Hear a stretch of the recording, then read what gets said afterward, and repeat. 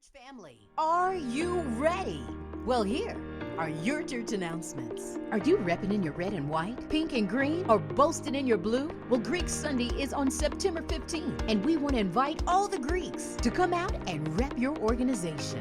Voter registration will also take place on this day. We thank the Greeks for all that they do in our community. Men in the Kitchen, Hardin County will also take place on that Sunday following service. Here come the Men in Black. No, everyone in black. It's the special Men in Black midweek service, September 17th through the 18th. We're asking everyone to put on their black, and we promise no aliens. Kicking off Men's Day weekend, we are lifting every voice. We will host a very special service featuring the combined Men's Day choirs from all three campuses. And men in Louisville, don't forget, your day in the kitchen will be on Saturday, September 21st. And very important, men, remember that your Men's Day commitment is $150 above your tithes and offering. If you haven't already, please be sure to fill out your Men's Day commitment card. Available at the Men's Day table in the concourse. Don't forget to download our app. Get connected so you can stay connected. Now let's get ready for worship. Be blessed. Uh-oh, guess what day it is? Guess what day it is? Huh? Anybody? Julie, hey, guess what day it is? Oh, come on, I know you can hear me. Mike. What day is it, Mike? Leslie, guess what today is? It's Hump Day. Woo-hoo!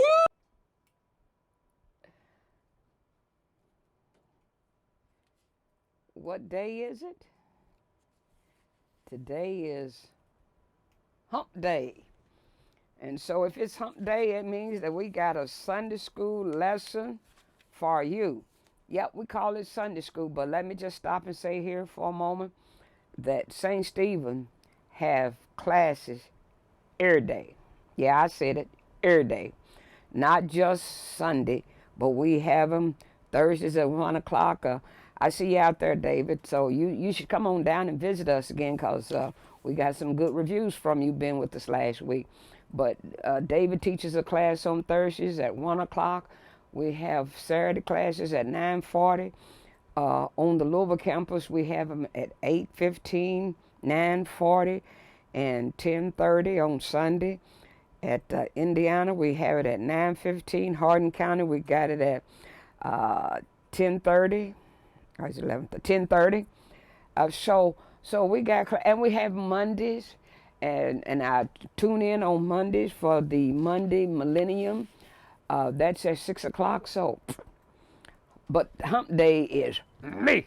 So here we are getting ready to hump over this lesson and see what God would have us to say. Remember, we are talking about gangster disciples.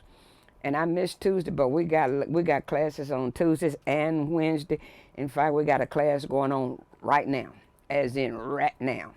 Okay? So, but let's talk about gangster disciples. And the aim is to see the transforming power of God regardless of our status, regardless of what we've done, regardless how low down and dirty we are. And some of us, we've been kind of down. It does not matter with God. He can transform us. And in fact, in transforming us, he gets the glory. He uses his power and he gets the glory. These lessons let us know that no one is beyond the reach of a loving God. There's a song I can't even remember. See if David was here with me. We get together. But it said he reached way down and picked us up. And that's what this Gangster Disciples series is about. We are doing this series in celebration of Men's Month here at St. Stephen. And so we just wanted to let you know that Men's Month is now. In fact, the 17th, 18th, I believe it is Men in Black, Hardin County on the 17th, Louisville, Indiana on the 18th. We got Men in the Kitchen this coming Sunday. The 15th is Greek Sunday. I'm telling you, so much is going on until me sitting here trying to tell you, I'm going to forget something. But I do know this, that the 21st and the 22nd is Men's Weekend. Okay? Oh, and let me let you in on another little secret. On the 23rd, over in Indiana for happy hour, our pastor's going to be doing a tremendous lesson on Balaam. If you can make it out to Indiana, happy hour, 5:30, we will start with eating. 6 o'clock he'll start teaching. You don't want to miss it. Now, there you got your open invitation. Let's talk about Jake the snake wrestles God. Woo! Jake the snake wrestles God. And the one thing that you've got to do, you have got to read and read some more about Jacob. Do not think that if you read a verse here, a chapter here, and then you got it. Because you need to, it goes several chapters. It starts, perhaps in 25, Genesis 25, when the birth of Jacob and Esau. So, and then it goes on and on and on, okay? But let's start right here. Genesis chapter 25, verse 24. And I'm reading out the NIV. I'm not going to read all of it because there's a lot of reading that goes on with this lesson. But for you to get everything out of the lesson, you need to read Genesis, starting at chapter 25, and go on over to chapter, I'll get you there in a minute, chapter 32. Chapter 32. So you need to read those. 25 in verse 24, chapter 25, verse 24. When the time came for her to give birth, that's Rebecca, there were twin boys in her womb. The first to come out was red, and his whole body was like a hairy garment. So they named him Esau.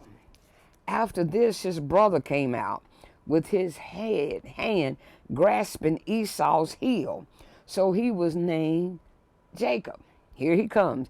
Here he comes grabbing. He coming into the world grabbing.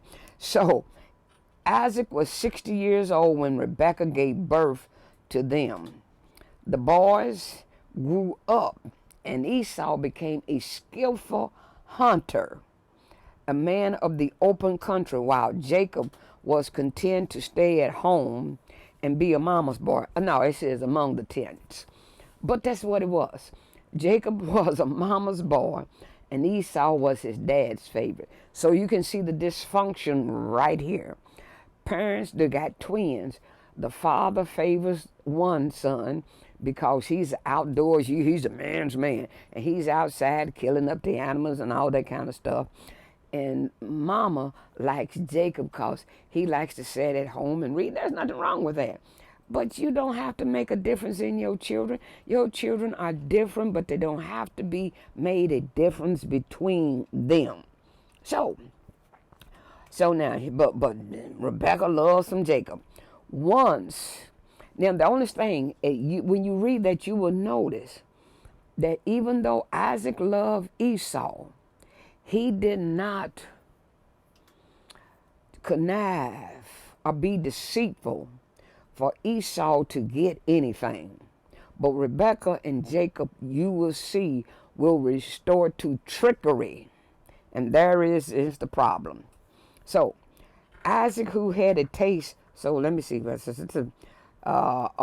at verse 28, Isaac, who had a taste for wild game, loved Esau, but Rebekah loved Jacob. Once when Jacob was cooking some stew, Esau came in from the open country, famished. He said to Jacob, "Quick, give me some of that red stew. I'm famished." That's why he's called Edom. Jacob replied, "First, sell me your birthright." That is why he was, Jacob replied, "Sell me your birthright." "Look, I'm about to die," Esau said. "What good is the birthright to me?" But Jacob said, "Swear to me first." So he swore oath selling his birthright to Jacob. Now, that right there. Let's take a look at Jacob's personality, his character. His character. Jacob is a Dr. Jekyll and Mr. Hyde. He's good and he's bad. One day, I guess we could say that about all of us, because we got some good days. I can be a Dr. Jekyll and a Miss Hyde, because on some days can recognize me. Other days I don't recognize myself. Some days I can be nice. Other days it's like, what did you say? I know you didn't say that to me. So we all got some good and some bad in us. In fact, now I'm not going to tell you. Yeah, I'm going to tell you. I decided that, I love Pepsi. Anybody know me know I love Pepsi. I decided I was going to cut down on the Pepsi. And everybody around thought, oh man, because she cut down on the Pepsi, this is going to be terrible. I don't know whether it was the Pepsi or the lack of Pepsi or what, but I wasn't too nice to be around. It just could have been that people were getting on my nerves anyway. But anyway, I've gone back to the Pepsis. So in other words, what I'm trying to get you to see is all of us can be a Dr. Jekyll and a Mr. Hyde, or Miss Hyde. We can be good and we can be bad. We see Jacob, his rises and his fall, and we all do that. We can arise to the occasion, and then, you look at your children sometimes and you're so proud, and the next thing you know, you say, what? Some of you say, oh, he just like his daddy. Because they change. That's our character. But character is, how are we when no one is looking? What kind of character do we display when no one is looking? Well, I'm going to tell you, when you are not looking, still Jacob will get you. And we will see that he will do it, especially when you're not looking. You have to keep your eyes on Jacob, because otherwise he will take everything that you've got. But in spite, and this is what makes God so awesome, in spite of Jacob's weaknesses, his failures, his low downness, his treachery, he was still a chosen instrument of God. He was still a chosen instrument of God. He was a man of, he could be deceitful, but he was also a man of prayer. And I guess we could say that again about all of us, is that when our backs are against the proverbial wall, then we know who to call on. And you can't beat us praying. So, but in what we just got through reading, we saw how Jacob, and of course now Esau can carry some blame. He said, oh, I'm famished, I'm about to starve. What good is my birthright if I die of starvation? Come on, dude, you wasn't about to die of starvation. But sometimes we can over-exaggerate. And this is what he did. He had no value, placed no value on his birthright. He, as the firstborn, was entitled to more than what Jacob was going to get. He was entitled to things. And Jacob knew this, and Jacob said, I want what he's got. And you may as well understand it right here and right now. You've got some people like Jacob who want what you got. And if they can get away with it, they will get it out from under you. Now, I learned this in the workaday world. I'm not talking about here working in the church, because oops, in the church they'll do it to you too. But this is when I was out in the corporate world, in the workaday world. People would smile in your face. They see your position, or they see what you have, and then they will plot for it. And and that's how come it behooves us. In fact, when I was in the workaday world, they asked me once, said, when you come into work, you always go in and you close your door. I was serving as a leadership position that I won't say where and what, but because I don't want you to think I'm trying to get a job, because I'm not. When I would go in, I would close the door. And they would say, why do you close the door and you don't want anybody to knock on the door until it's open? When I opened it, it meant I'm ready for business. I got to work early. Work started at 8 o'clock. I got there at 7:30. and I go in and close the door. When you see the door closed before 8 o'clock, don't knock on it. What are you doing? That was my time to get with God and pray, Lord, keep my hand, keep my mouth, keep me treating people like I will want to be treated. And that's what you need to do. For those of you who are still have to meet with folks every day who smile in your face and ready to stab you in your back, who want what you got and ready to take what you have, you need to have some time before you start your day. I declare it makes a difference. Every day I would say, Lord, keep my heart, keep my hands, keep my soul, and keep my tongue to speak thy praise. And the day came when I realized he did exactly what I had asked him. Because when they come up with some stuff one day, and we had a turnover, and they were going to downsize. And I'm not saying it was about color, but I was the only black in that type of position. And they said, we're going to let you go because we downsizing. I'm not saying it has anything to do with color. All I'm saying is that they downsized me. And I was ready to say something. And I remember I had been praying for years, keep my tongue. And he did it. Keep my hands. Because that woman was standing there talking real good and crazy. And all I could think was, I got a baseball bat in my trunk. I ought to go out and get it. I bet I can shut this down real quick. You see how the enemy can jump on you real quick? So all of us can be a Jake the Snake. Okay, let me move on. I digress there. Now, but that's his character that we see. But yet we see he's a man, we're going to see he's a man of prayer. Now, going to Genesis 27. Genesis 27, verse 1. I'm still reading out of the NIV. When Isaac was old and his eyes were so weak that he could no longer see, he called for Esau, his older son, and said to him, my son, here I am, he answered. Isaac said, I am now an old man and don't know the day of my death. Now then, get your equipment, your quiver and bow, and go out to the open country to hunt some wild game for me. Prepare me the kind of tasty food I like and bring it to me to eat, so that I may give you my blessing before I die. Watch out. Now Rebekah was listening as Isaac spoke to his son Esau. So Esau is the oldest, and he is supposed to receive the blessing. And when the blessing is given, everybody else have to submit to what the blessing is.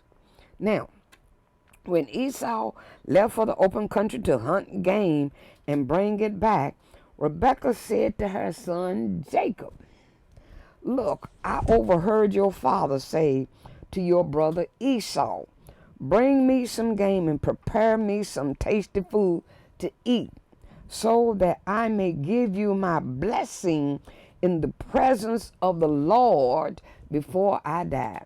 See, this is a covenant. And once it's done, it cannot be undone. He said, in the presence of the Lord.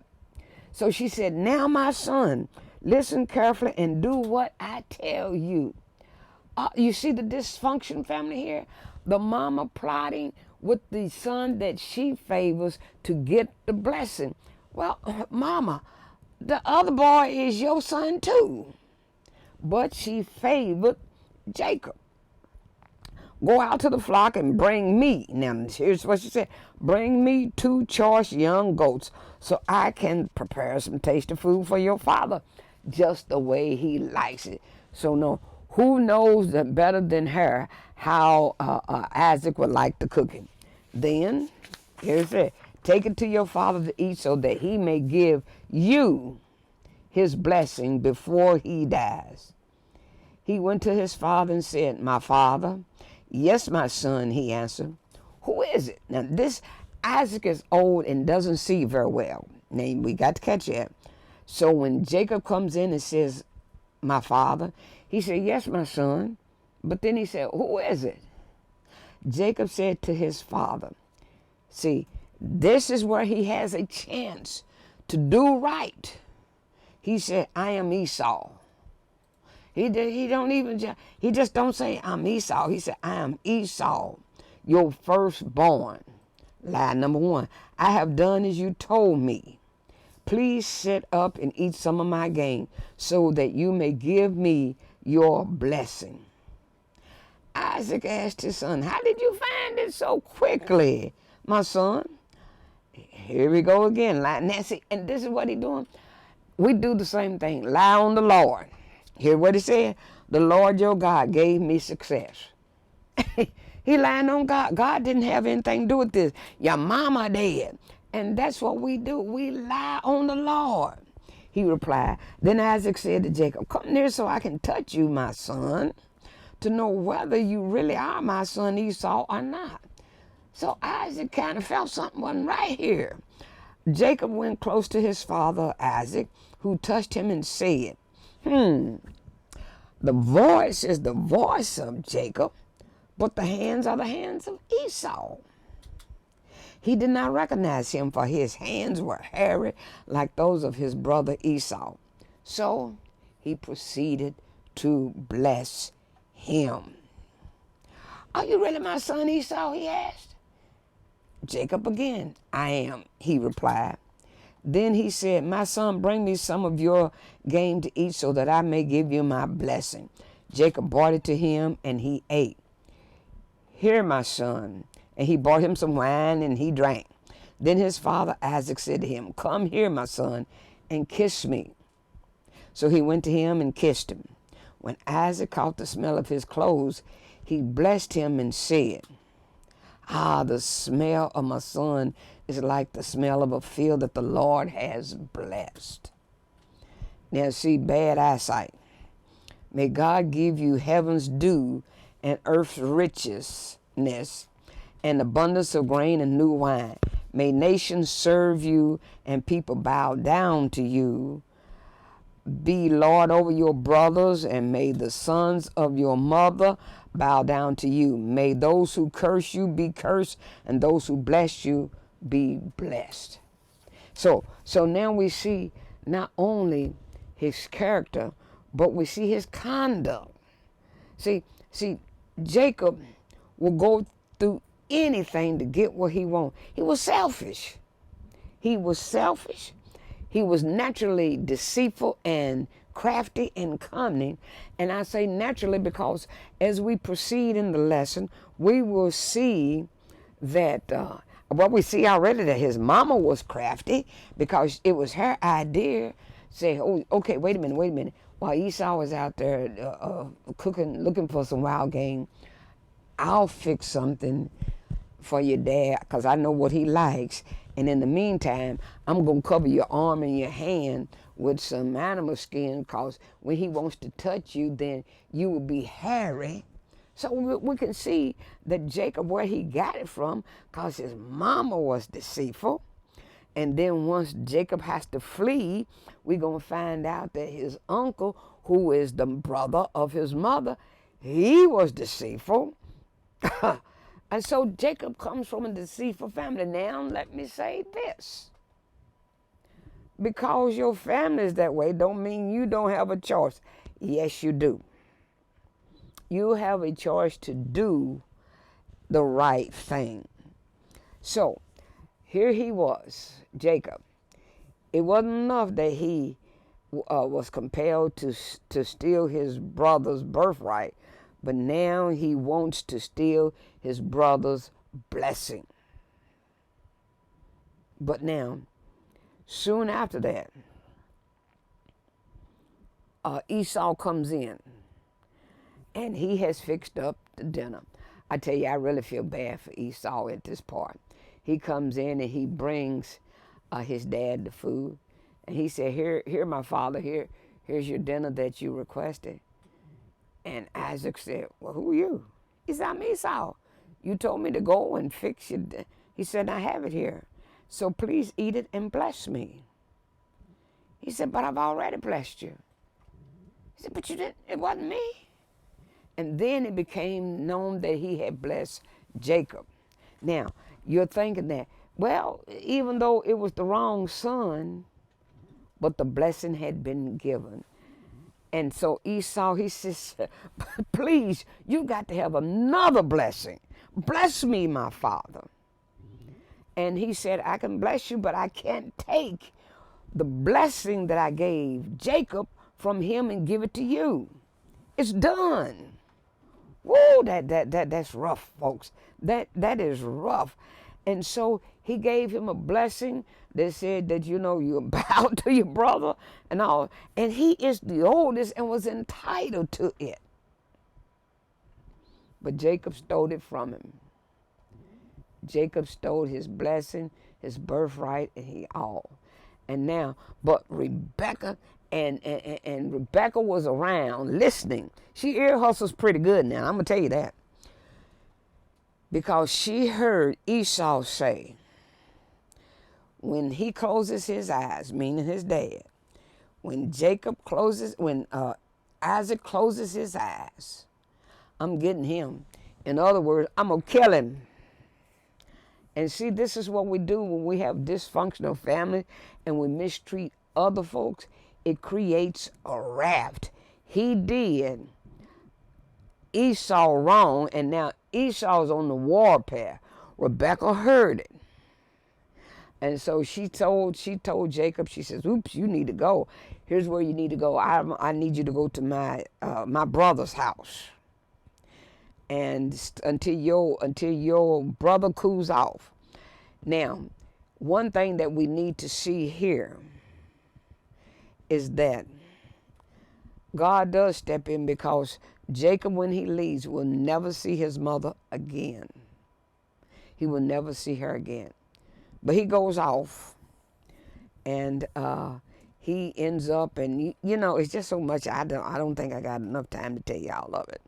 But he sleeps up under the skies, and he sees a ladder coming down from heaven, and angels ascending and descending. And so he was sleeping out in the open in the pillow. A rock was his pillow, but also God is getting him ready.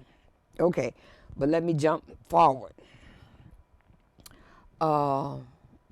Jacob, even though, now notice each time that when Esau was out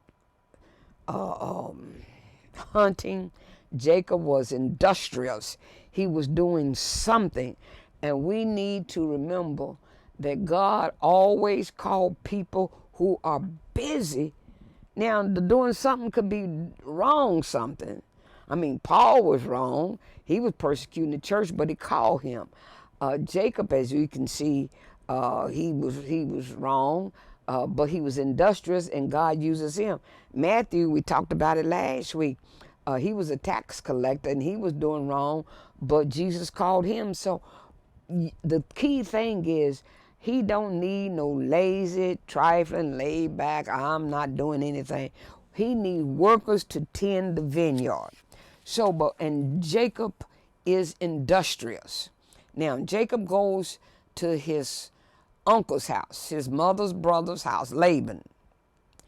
And there, Laban has a daughter named Rachel. Jacob falls in love with Rachel. Boom, overnight, he is hit by love at first sight. And he decides he wants to marry her. And so Laban said, well, now, you got to pay for her. See, that the groom always made a payment. So he said, here's what I'll do. I'll work 7 years for Rachel. And Jacob went about working 7 years for Rachel because he loved Rachel. But Jake the snake is about to meet his match when it comes to a crafty, devious person. See, you got to be careful, because what you send out can come back to you. So he worked 7 years for Rachel. And so he said, I've done my 7 years. And the Bible said it was just like a few weeks because he loved Rachel so much. And so he got married, only to find out the next morning after the marriage was consummated and all, whoops, it wasn't Rachel. It was Rachel's sister, the older sister, Leah. The Bible, some Bibles say she was soft-eyed. I think they was saying she was cross-eyed, but whatever, she wasn't as purty as Rachel was. In fact, she was probably plain. And Jacob said, well, what have you done to me? And Laban said, hey, in our country, the youngest cannot get married before the oldest. Well, he didn't say that at first, but I tell you, payback, karma is something. You can fill in the blank. Anyway, payback is something. So he said, well, he wanted to marry. He said, well, if you, I'll let you marry her, but you got to work 7 more years. And that's exactly what Jacob did. He worked 7 more years for Rachel. But he was allowed to marry Rachel. Now, a God who sits high, he looks low. He knew Rachel was not loved. So God blessed, he knew, slip of the tongue, Leah was not loved.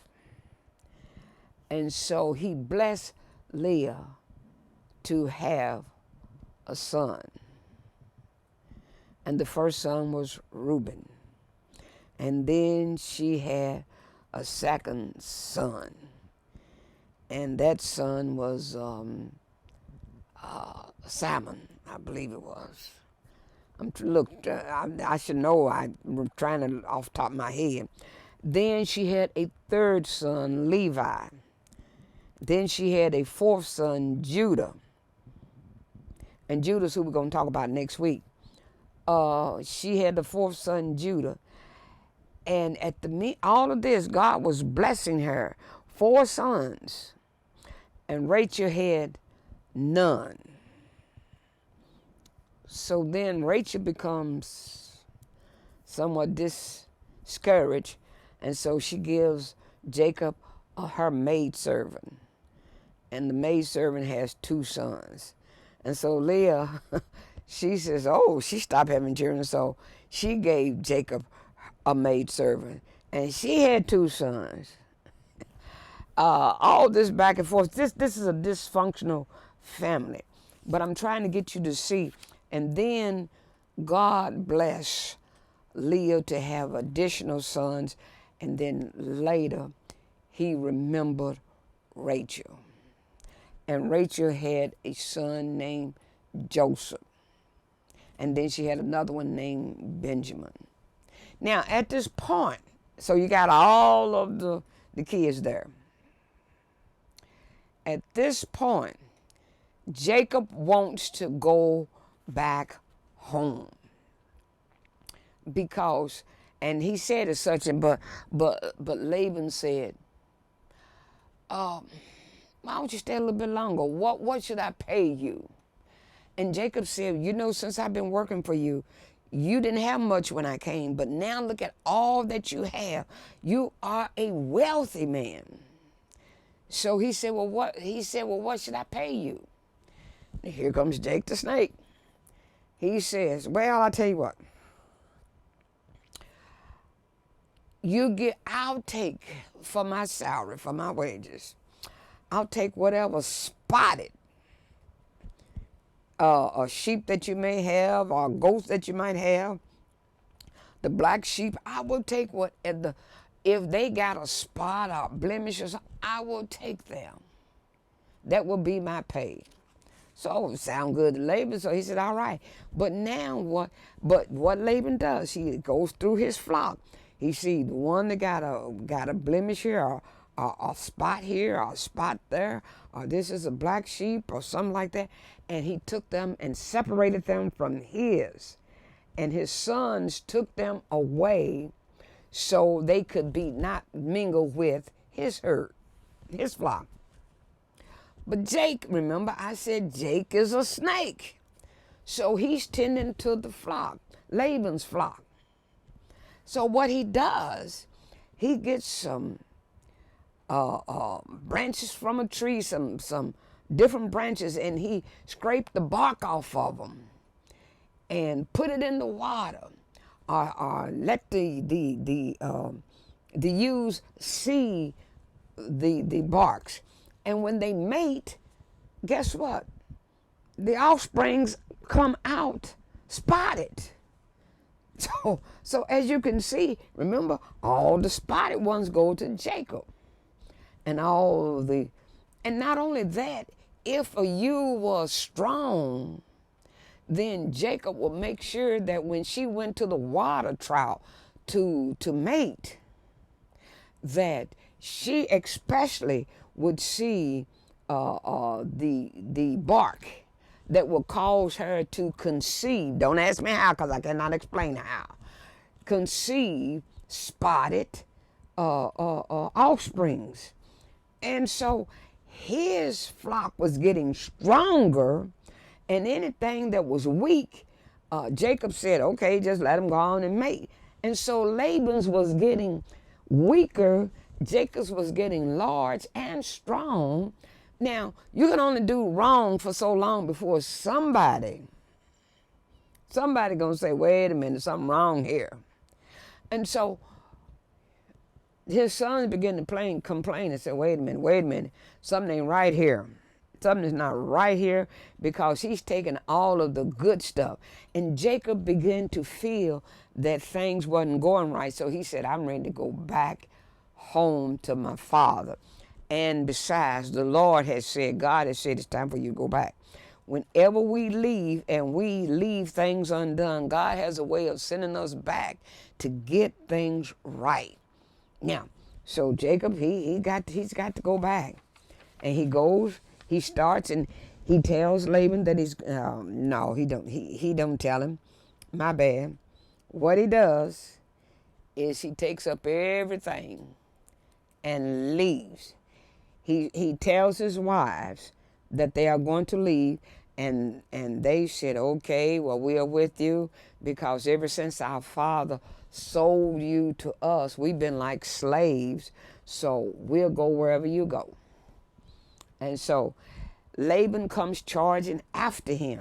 I'm telling you all, go back and read all this and stop looking at the young and the restless and read the Bible. I tell you, it's more interesting. And so Laban comes charging after him after he finds that Jacob has left. And what Jacob don't know is that Rachel has stolen the house gods that Laban has in his house.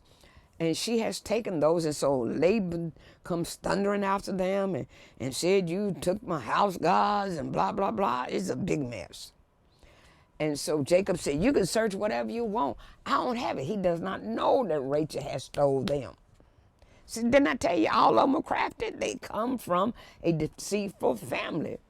So Laban, he goes in and he's looking and he's trying to get it, trying to find his, at least he said, well, I want my house idols back. And when he goes and looks through everything, he doesn't find it. Why? Because Rachel puts the house gods in her saddlebags, and then she sits down on the saddlebags. And when her father comes in, she said, well, excuse me, I'm not able to get up. It's that time of the month for me. And so he didn't make her get up. And so they never found it. Now, here's why we need to study the Bible. Because Jacob and Laban are getting ready to separate.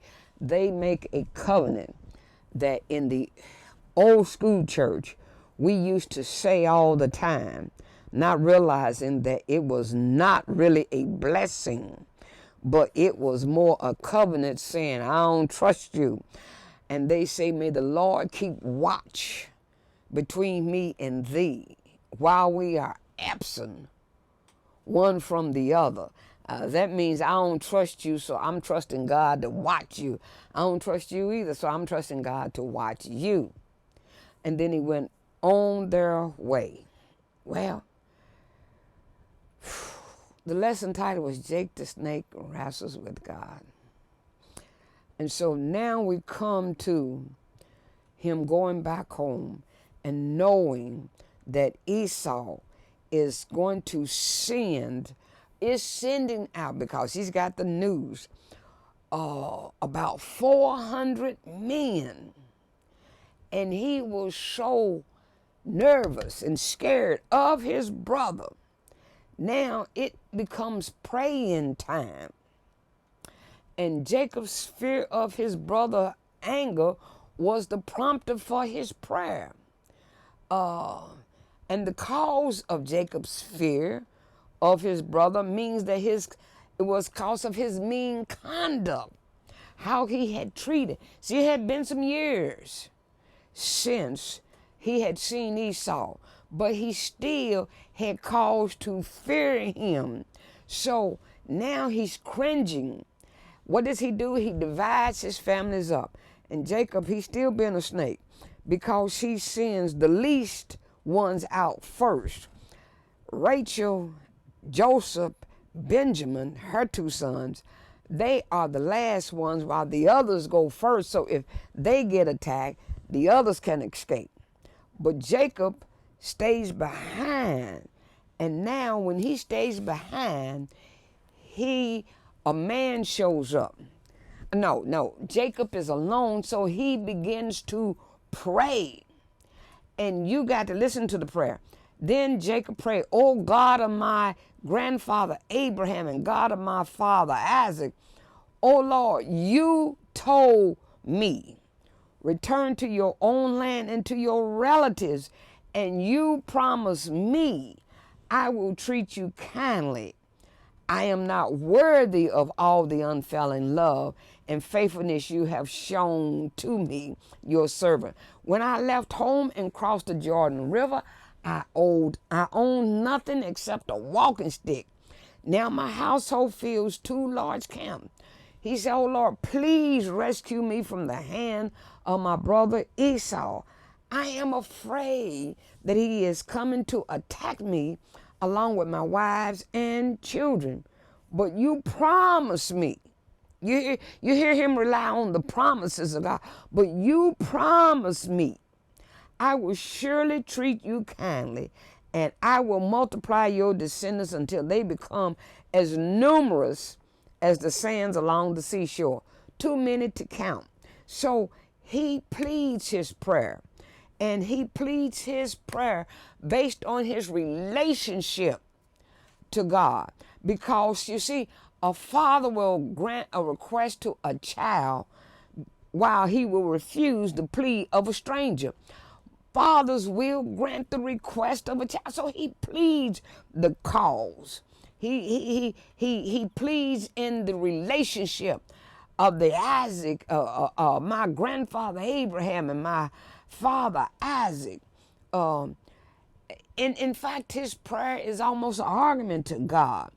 And when he pins his prayer on the promises God had made, "Oh God, you told me, you promised me, you said to me." And this is what we got to do, is when we can plead the promises of God, then God will likely hear our prayer. What is prayer? Prayer is getting in the face of God. That's how prayer is. And through prayer, when we fail to pray, then we fail to speak to God. Through prayers, hurt feelings are healed. Tense nerves are calm. Troubled souls are eased. Hard hearts are softened. When we pray, faith becomes stronger. Hopes become brighter. Decisions become wiser. Vision become clearer. And doubts become fewer. Through prayer, circumstances have changed. And we see that because when Esau comes up to Jacob, things have changed. Doors, when you pray, doors will become open. Problems will become solved. All because you took time to plead the promise of God. And God is a respecter of his promise. And so, don't be like, and what did happen here? the snake, wrestles with God, and said, I'm not going to let go until you bless me. And he gets blessed. How does he get blessed? Well, for one thing, he gets a name change. He said, no longer are you going to be Israel. You're going to be Jacob. You will be Israel. So he was changed. But when he got through wrestling with God, he walked with the limp.